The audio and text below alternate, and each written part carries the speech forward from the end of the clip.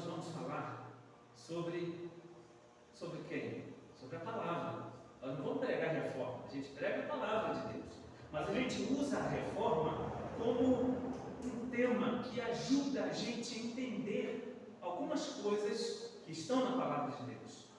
E os irmãos estão vendo durante esse mês, porque o mês da reforma protestante é o mês de outubro, mas antes de falar, nós vamos ler as Escrituras, porque o sermão se fundamenta em cima da palavra, em cima da Bíblia. Então nós vamos começar lendo as Escrituras. Eu quero convidá-los a abrir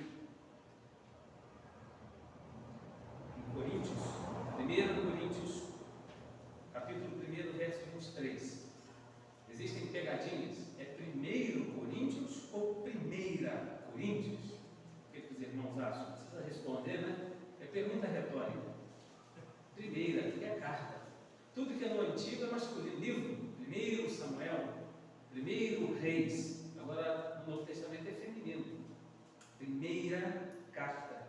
Então, 1 Coríntios, capítulo 1, verso 23. Nós vamos fazer a leitura do texto e nós vamos fazer o exame de outras passagens juntamente. Eu vou fazer uma correçãozinha aqui, só diminuindo para ficar no meio aqui do púlpito, que não fica tão pesado, para ele ficar pendendo para cá.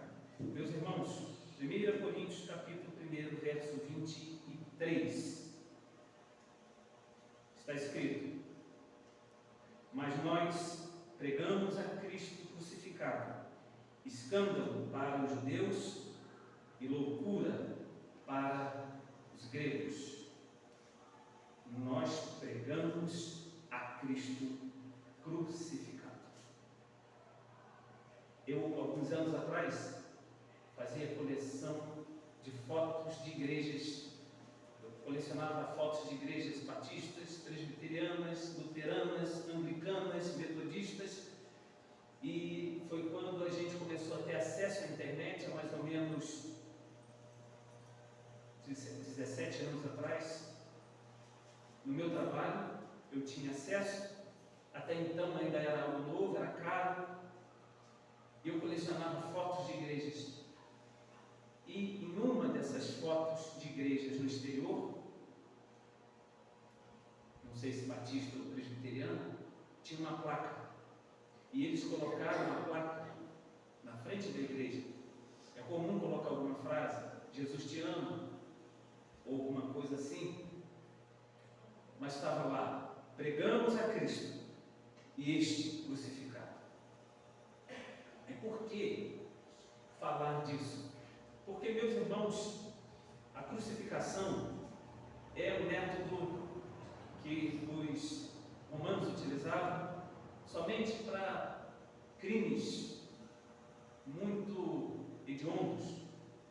Se a pessoa roubasse, se ela matasse, jamais um cidadão romano seria crucificado, ele seria degolado. Bom, a dor não é diferente, mas só que a morte é mais angustiante na cruz, porque imagine uma pessoa ficar lá estendido durante mais de 3 dias, quebrava as pernas para que a pessoa não tivesse força de fazer um movimento e poder se levantar um pouquinho e poder respirar e voltar para aquela posição do corpo pesado. Se os irmãos segurarem a Bíblia dos irmãos em uma das mãos por 2 minutos, vocês vão ver que não conseguem.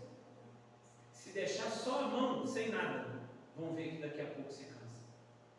Ali o peso do corpo,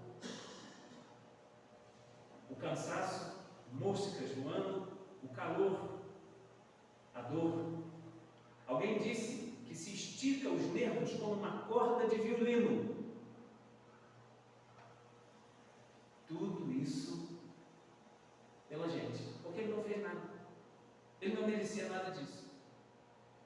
Então as pessoas teriam vergonha de dizer: ora, o nosso herói nacional morreu como um bandido, o nosso herói morreu como se fosse um assaltante. Era vergonhoso. Mas Paulo não. Ele vem dizer que isso vai contra a sabedoria humana. Os gregos pediam essa sabedoria. Mostra, prova. É assim o mundo hoje. Eu quero mais provas. Eu quero entender melhor.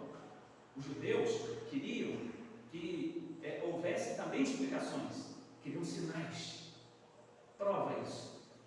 Só que ele vem dizer, não, meus irmãos, isso vai contra a nossa mente, a nossa razão. Ele não está fazendo algo que para a gente faz sentido. Como que alguém que criou todas as coisas, ele se submete e vem agora aqui para receber ordens, ser maltratado, flagelado, receber afrontas? Por isso que ele foi rejeitado. Por isso que quando Paulo vai pregar, e no Novo Testamento os irmãos vão ver ele se deslocando, por exemplo, em Atos capítulo 17, ele vai no Areópago, ele vai na Grécia, depois ele vai em Tessalônica, de Tessalônica ele vai mais ou menos 80 quilômetros a Bereia. O texto sagrado diz em Atos 17 que ele pregava, como diz lá em Tessalônica, que está a carta aos Tessalonicenses, ele pregava mostrando que o Cristo tinha de sofrer. O Cristo tinha de sofrer. Porque, olha, saber que um rei viria com poder, com glória, todo mundo aceitaria. Mas entender que um rei poderoso, que fez tantas coisas, e vai morrer na mão de outras pessoas de forma humilhante. Então Paulo se dirigia para dizer, ele fez isso porque sendo rico, se fez pobre por amor a vós. Ele vem mostrar isso para ir contra tudo que as pessoas imaginavam. Um rei poderoso, um herói com uma espada, derrotando, quem sabe como Sansão, para queixada, matou milhares. Quem sabe como Davi, um homem destro com uma espada, um guerreiro, ele vem em cima de um jumento, que era o sinal de quem quer paz. Geralmente, quando alguém entrava com um cavalo numa cidade, ele queria mostrar que queria guerra. Ele entrou em um jumentinho manso. A sua guerra é outra, para salvar os homens, para dar oportunidade de pessoas existirem ao lado de Deus, porque ninguém conseguiria alcançar isso se não fosse ele vir mudar a disposição dos homens para que eles fossem salvos. Ninguém acreditaria. Ninguém. É o recurso. Ele vem, porque se ele não vem, os homens jamais teriam condições de ir a ele. E portanto, quando a gente fala na reforma protestante, o que foi isso? O que então as pessoas comemoram em outubro? A reforma protestante foi um movimento que aconteceu num país, na Alemanha primeiro, e que trouxe mudanças significativas para a fé. Foi a redescoberta das verdades bíblicas que estavam esquecidas. 31 de outubro de 1517, um monge, um cristão chamado Martinho Lutero, ele começou a questionar a igreja da época. Por que a igreja está agindo dessa maneira? Por que ela prega dessa maneira e ensina dessa maneira? Por que ensina de uma maneira que ele já estava descobrindo não parece ser muito apropriada? Mas ninguém questionava, ninguém tinha Bíblia, irmãos. O que se falava tinha que acreditar. Se falasse que pau era pedra, quem podia dizer que não? Não tinha ninguém para provar. Ninguém tinha as escrituras na mão. Então, Lutero começou a ter acesso. E ele começou a fazer essas comparações, mas isso foi aos poucos. Quando ele chega no 31 de outubro, porque ele já tinha descoberto várias coisas, mas ele não queria fazer nenhuma bagunça, não. Ele queria reformar. O que é reformar? Se os irmãos, um pedacinho da parede cai lá na casa dos irmãos, os irmãos têm que quebrar a parede toda, derrubar a casa toda? Não. É só reformar aquele pedacinho. Vai lixar, vai passar uma massa, vai pintar. Reformar não é fazer de novo. Reformar é consertar. O carro lá está com um probleminha, o sol queimou, vai jogar o carro fora? Vai levar para alguém que faz a pintura, ele vai consertar. Deu uma amassadinha ali, quebrou o vidro, leva um especialista. Você reforma, você não destrói. Ele só queria reformar, ele só queria explicações. Por que a gente ensina o que está sendo ensinado? Por que a gente está ouvindo isso que vocês falam? E trazia muita confusão. contribuição que mais Lutero trouxe foi chamada doutrina da justificação pela graça mediante a fé somente. O que é justificação? Ser justo. Justo significa uma declaração que Deus faz de que alguém não está devendo mais nada. A palavra grega é dikaiosune, significa estar à altura das exigências de Deus. Jesus usa essa palavra logo no início do seu ministério, no sermão, quando ele diz: bem-aventurados que têm fome e sede de justiça, porque serão fartos. A gente confunde. Fome e sede de justiça deve ser assim. E a pessoa me explora. Ah, que vingança que eu quero, que fome de justiça que eu tenho de botar na justiça. Não, não é isso. A palavra ali significa a justiça de Deus. O que o Senhor está dizendo?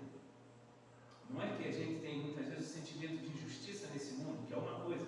Ele está dizendo: felizes são aqueles que têm fome de fazer o que Deus quer, estar à altura do que Deus deseja. Às vezes a gente fala: eu não estou ainda nessa altura, mas tenho fome.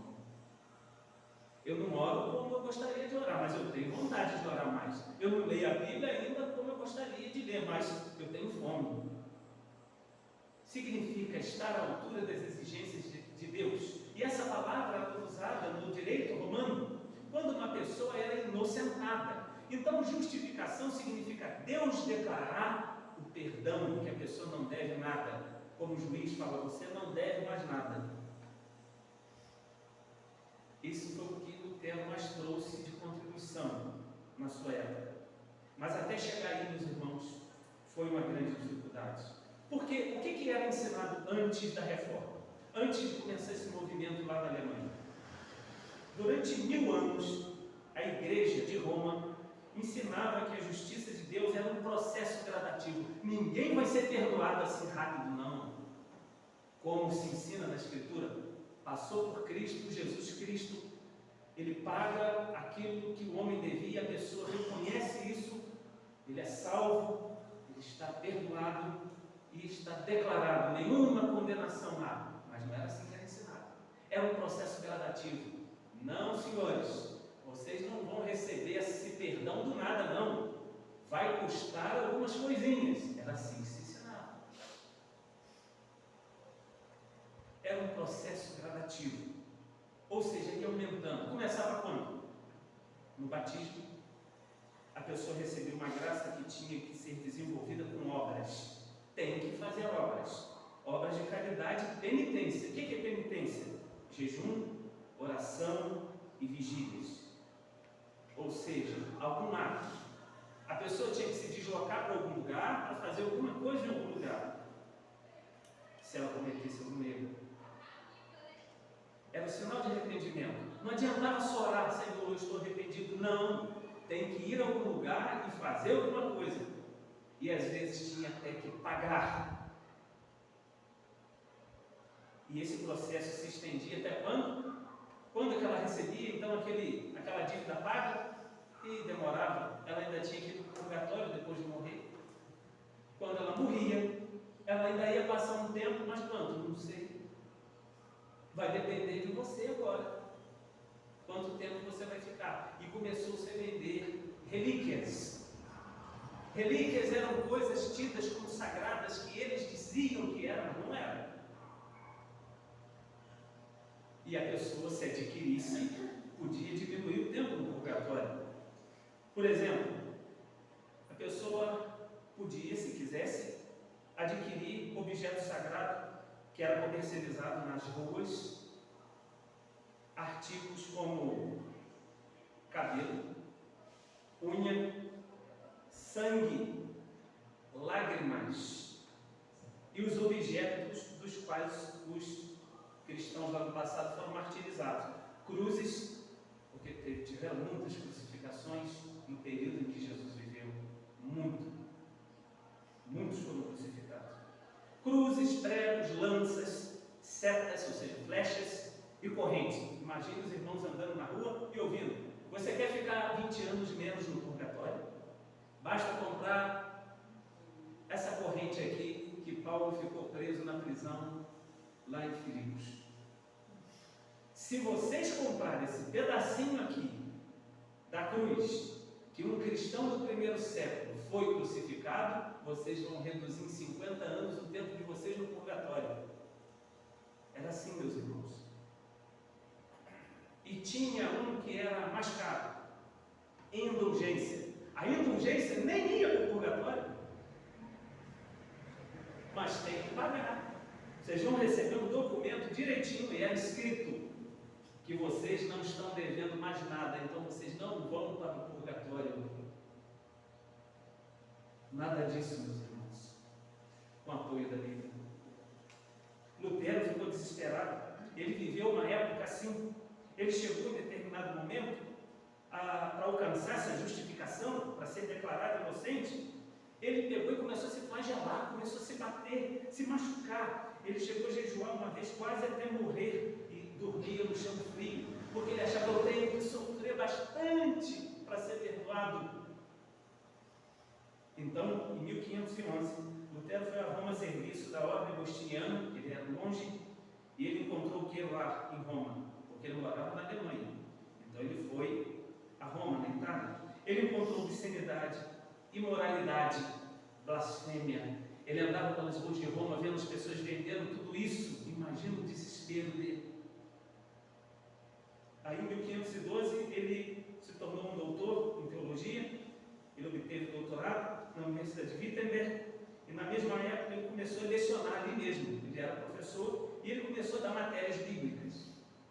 A gente pensa: mas tem matéria não bíblica no seminário? Tem, porque Jesus estuda filosofia, história. Caiu na mão dele ensinar a Bíblia. Agora ele vai ter acesso à palavra. E ele começa a ler. Em 1515 ele iniciou a lecionar sobre a carta de Paulo aos Romanos. Enquanto ele preparava suas preleções sobre essa epístola em seu aposento na torre, que tinha a torre da universidade, ele passou por uma série de experiências intelectuais e espirituais, que hoje é chamado pelos biógrafos dele, de experiências da torre. Ele começou a ficar sozinho e ler a Bíblia, imaginando aquilo que ele viu, e lendo a Bíblia, a sua alma foi consumida pelas palavras de Paulo. Quais? Romanos 1. O justo viverá pela fé. O justo, ou seja, aquela pessoa que vai ser inocentada por Deus, ele vai existir, não porque fez todas essas coisas que se ensinavam, mas porque ele crê no que Jesus Cristo vai fazer por ele, e ele vai receber. Jesus faz, é um bom filho, obediente, e ele alcança os benefícios e fala: para vocês, eu fiz por vocês, é só vocês confiarem. Então vocês imaginem como isso foi importante e importante para hoje. Se aquilo não tivesse acontecido na Alemanha, imagine as pessoas sendo ensinadas até o dia de hoje da mesma maneira. Não se sabia se Deus perdoava ou não. E quem não tinha dinheiro? Não pode comprar a corrente, não pode comprar a flecha, não pode comprar o pedacinho da cruz, não pode pagar a indulgência. Como que vai ser? Lutero ficou indignado depois de 1515. Acontece que tinha uma pessoa que saiu lá perto de onde ele morava, Johann Tetzel, que falava mais ou menos uma coisa assim: enquanto a moeda no fundo da sacola cai, a alma direto para o céu vai. Esse homem andava pelas ruas, coletando indulgência. Enquanto a moeda no fundo da sacola cai, a alma direto para o céu vai. Aquilo indignou ele, mas ele não saiu brigando, não. E aí, como se fazia? Debate. As pessoas se dirigiam na porta da igreja, porque não tinha televisão, lógico, não tinha. Não tinha jornais igual hoje. Não tinha revista, não tinha ainda mais celular. Não tinha nada disso. As pessoas iam para a rua bater papo. E aí se colocava na porta da igreja alguma coisa para as pessoas conversar. A intenção dele foi: eu vou escrever 95 ideias, a gente chama de teses, para mostrar às pessoas, para conversar, para ver se só eu que estou vendo isso, para as pessoas poderem enxergar junto comigo. E ele vai lá e coloca aqui. Dia seguinte, dia 1º, dia de Todos os Santos. Quando Lutero pensa que aquilo vai ser apenas um debate, em um mês, ele se torna o homem mais famoso da Alemanha. Agora as pessoas já estão tendo acesso a tudo que ele escreveu e começaram a questionar. Dentro de pouco tempo ele vai ter que ser recluso no castelo de Wartburg. Ele vai ser colocado lá onde ele vai começar a escrever coisas e traduzir traduzir a Bíblia. Daqui a pouco vai aparecer a Bíblia na mão das pessoas. As pessoas vão poder ver também aquilo que ele viu. Foi esse movimento, como foi importante.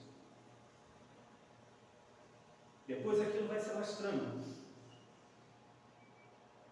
Vai para Zurique, Genebra, Estrasburgo, depois a Escandinávia, depois a Escócia, onde nasceu a Igreja Presbiteriana. Sabia que nasceu lá? Chamada de Calvinismo Escocês. A Igreja Presbiteriana nasceu lá. John Knox, reformador. Depois Inglaterra. Depois se espalha para o mundo e chegou aqui, no Catarcione. A gente tem a palavra, a gente pode conferir, e a gente pode ver como que eu chego ao meu Senhor e meu Deus. E foi assim, meus irmãos.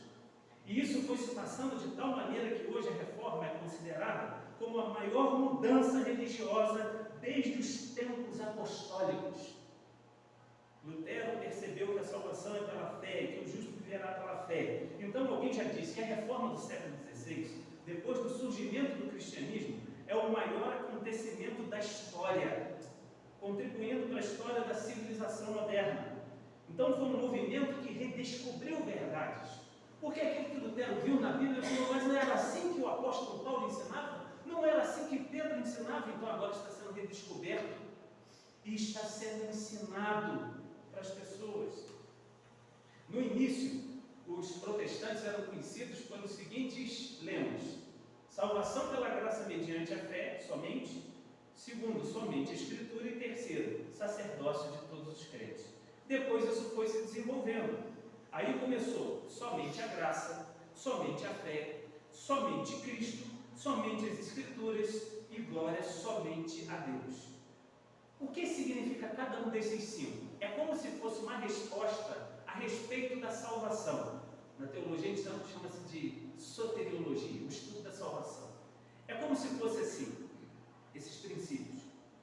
Qual é a resposta que a gente tem se a gente perguntasse assim? Como nós somos justificados diante de Deus? Lembra que lá atrás ensinava como? Tem que ser batizado, tem que passar a vida inteira fazendo boas obras, pagando, comprando coisinhas. Aí, quando vocês fizerem tudo isso, se vocês comprarem um documento para não ir para o purgatório, vai direto para o céu.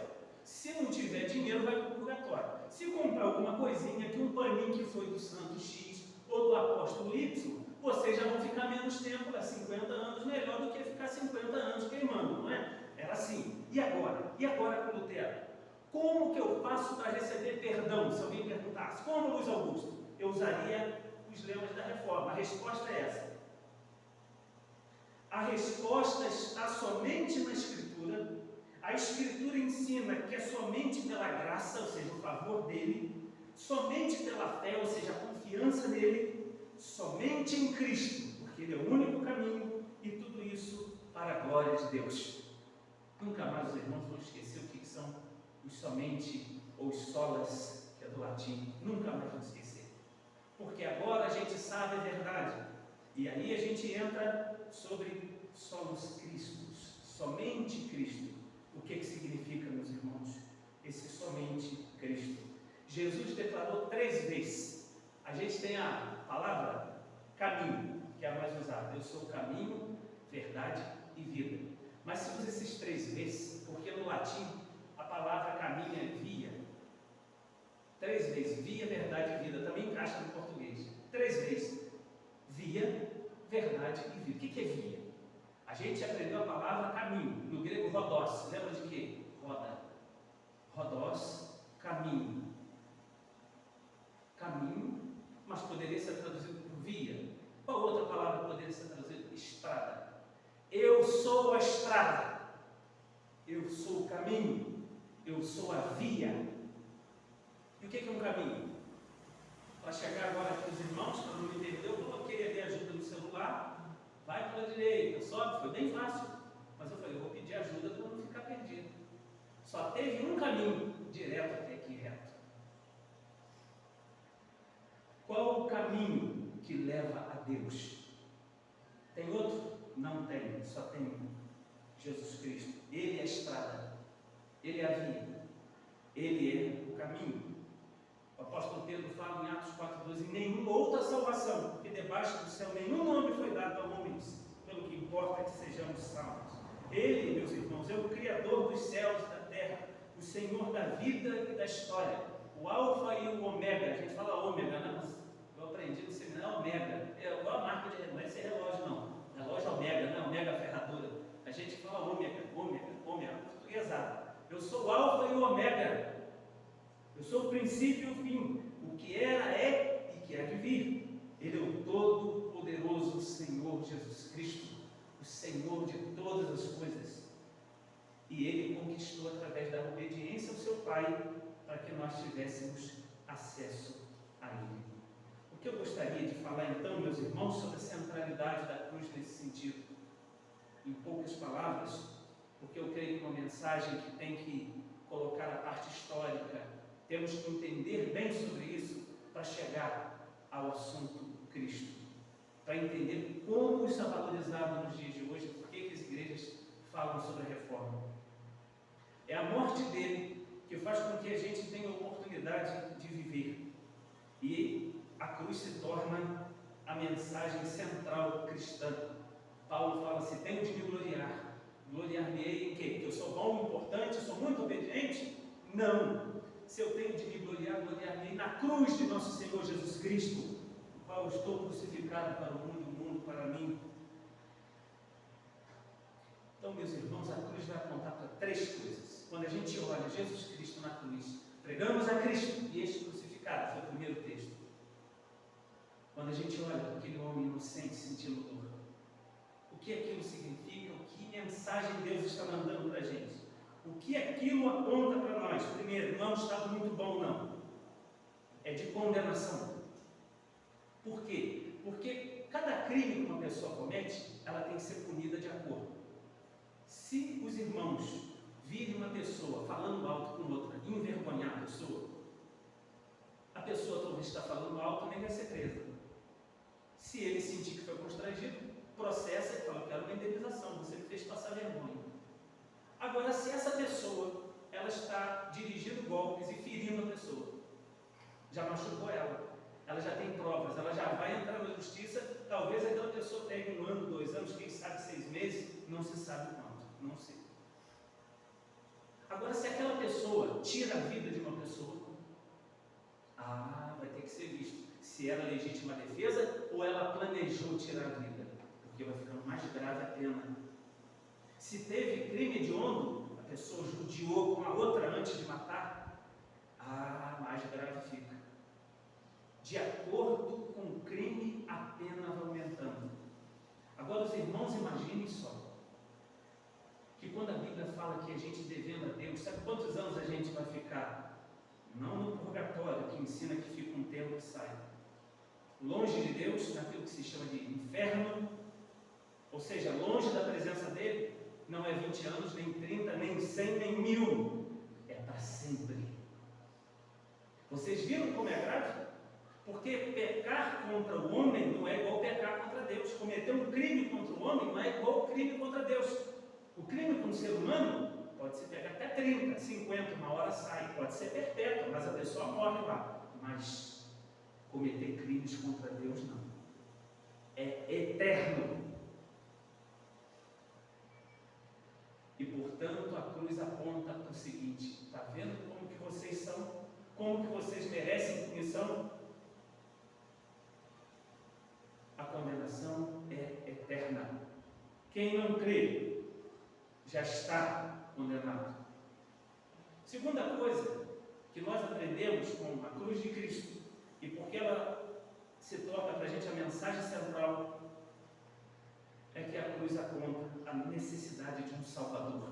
É por isso que precisamos de alguém para nos tirar desse estado, meus irmãos. Desesperador. Hoje a gente vive, vai para casa, dorme, amanhece, vai para o trabalho, mas uma hora a gente vai fechar os olhos aqui e a gente vai para algum lugar. Aí que é o perigo.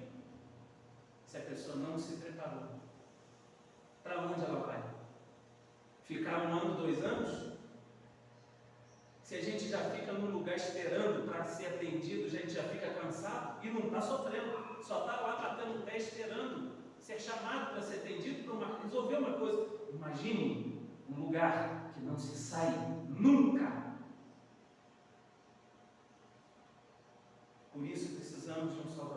Já ouviram falar do Dr. Billy Graham, o evangelista que saiu pregando pelo mundo inteiro? Já ouviram? Foi um pregador famoso, pregou estádios, pregou no Maracanã. Ele veio aqui no Brasil. Eu conheço uma senhora, mora em Friburgo. Essa senhora era jovem e ouviu o Billy Graham. Ela falou que era jovem, talvez 15 anos, e ela falou: Luiz Augusto, quando eu ouvi o Billy Graham, ele pregou para jovens naquela ocasião que ele veio ao Brasil nos anos 70. Então o Dr. Billy Graham fez uma pergunta para os jovens. Imagina a voz. Qual a pergunta que nem Deus tem a resposta? Os jovens ficaram com a pulga atrás da orelha. Qual a pergunta que nem Deus tem a resposta? Espera aí, Deus tem resposta para tudo. Só que ele não falou a resposta. Estava na Bíblia, não falou. Ele deixou os jovens curiosos e ela falou: Luiz, a gente já não estava prestando mais atenção, porque ele estava falando nas campanhas que ele estava fazendo, pregando o Evangelho no mundo, falando das portas que tinham se aberto na Rússia e na antiga União Soviética, que ele estava fazendo as cruzadas, pregando o Evangelho, mas ninguém estava prestando. Todo mundo: que pergunta é essa? Que pergunta é essa que nem Deus tem resposta? E ele falou: vamos então para a resposta. Vamos abrir Hebreus 2, 3. Eu vou ler para os irmãos. Não sei se os irmãos têm aqui, não sei se tem, mas eu vou abrir rapidinho. Hebreus capítulo 2, verso 3. Qual a pergunta que nem Deus tem a resposta? E agora ele vai ler para os jovens, isso nos anos 70. Como escaparemos nós se negligenciarmos tão grande salvação? Como escaparemos se não atentarmos, em outra tradução, atentar é dar atenção. Como escaparemos se não dermos atenção a essa salvação? Como? Tem como? Ou seja, se rejeitar Cristo, tem como? Não tem. Não é porque Deus não sabe, é porque não existe uma resposta. Porque Ele vai falar: não tem como, Luiz Augusto. Só tem através do meu Filho. Como nós vamos escapar se a gente não aceitar essa salvação? Se você está preso em um buraco, e o único lugar que você tem para sair é um pequeno buraco, uma corda desce, e você fala: eu não vou sair daqui, então vai ficar, porque não tem outro caminho. Como nós vamos escapar se nós não atentarmos para tão grande salvação? Nós precisamos de um Salvador. E a última coisa, meus irmãos, que nós precisamos lembrar, já que Jesus ele vem para nos livrar dessa ira, diz lá em Tessalonicenses 1,10: aguardando dos céus a Jesus, que nos livra da ira vindoura. É o que nós fazemos, aguardamos Ele, porque a hora que Ele vier as coisas não vão ficar boas não. Aquele que veio para ser humilhado, agora vem para humilhar. Aquele que passou por 3 tribunais naquela quinta-feira, na madrugada, a noite toda, agora Ele vem para julgar. E a terceira coisa que a cruz aponta é que Ele é o único caminho, Ele é a via, Ele é a estrada, porque Ele é o único mediador, Ele que está. Para chegar ao Pai tem que passar por Ele, não tem como chegar de outra maneira. Ninguém vai vir ao Pai a não ser por mim. E o texto de Hebreus 7,5 diz que Ele é o nosso intercessor. Por quê? Porque Ele é chamado de sacerdote eterno. Os sacerdotes, pessoas, quando Deus queria falar com o ser humano, e quando o ser humano queria falar com Deus, foi estabelecido 2 caminhos. Para o homem ir a Deus, ele tinha que usar o sacerdote. O sacerdote ia lá naquele lugar específico, e ele comunicava aquilo que o homem precisava: perdão pelos pecados. Ele tinha que trazer um bichinho direitinho, não podia estar com a orelhinha torta. Por quê? Porque simbolizava Cristo perfeito, ou seja, o sacrifício perfeito. Então, ele observava. Ele não perguntava: o que você fez? O que você fez mês passado? Qual foi o seu pecado? Não. Ele só queria: cadê a sua oferta? Põe a mão. Botava a mão, simbolizava passando por aquele animalzinho. O que aquele bichinho fez? Nada. Tem bichinho de estimação lá na sua casa? Você já viu como ele olha para você? Imagine você pegar ele, judiar ele: o que eu fiz? Pegar aquele animalzinho e levar agora para ser sacrificado, porque era da gente, para resumir tudo isso. Era para fazer o coração contorcer e dizer: por que estão fazendo isso com um homem tão bom, que fez tão bem enquanto andou na terra? Que injustiça! E aí vem isso. Então nós temos agora um sacerdote que ele vai ser suficiente. Ele está no meio, ele intercede por nós e nós temos agora acesso ao Pai. Deus é tão bom que Ele diz: eu vou permitir que vocês cheguem perto de mim. Você já viu pessoas famosas, você não chega perto fácil não. Um presidente, se chegar, fizer um movimento, tem vários seguranças por em cima. Imagine Deus Todo-Poderoso poder falar assim: eu vou deixar você chegar perto de mim, porque o meu filho fez algo por você. Ele representa o povo dele. Adão erra, todo mundo paga a conta. Eu falei hoje de manhã na aula lá. Que injustiça, né? A gente pensa, ele que fez e eu morro. Já pensou nisso? Que injustiça, mas eu não estava lá. Mas só que ele nos representa. Uma vez que ele obedece, tudo que fosse benefício ele vem para a gente. Uma vez que ele desobedece, também vem para a gente. E a gente pensa, que injustiça, pois é, a conta caiu no colo da gente. Só que também os nossos pecados estavam na conta de um inocente. Não era justo. E agora, por ele ter sido um filho obediente, a obediência cai no nosso colo. E Deus fala assim: não porque vocês fazem bem, não, mas porque Ele fez. E agora vocês são aceitos e inocentados. Meus irmãos, que nós possamos dizer obrigado por enviar Jesus Cristo, que perdoa os meus crimes, os meus pecados. Vamos rapidamente orar. Eu vou passar para o reverendo. Santo Deus e Pai, que essa palavra fale os corações de tal maneira que haja gratidão pela vinda do Teu Filho bendito, que veio aqui mostrar o quão maravilhoso é, quão bondoso, quão generoso, nos dando vida. Obrigado pela palavra ter sido resgatada por dia, ter chegado aos nossos ouvidos, para que possamos crer e confiar de maneira correta. É o que eu te peço, no nome de Jesus.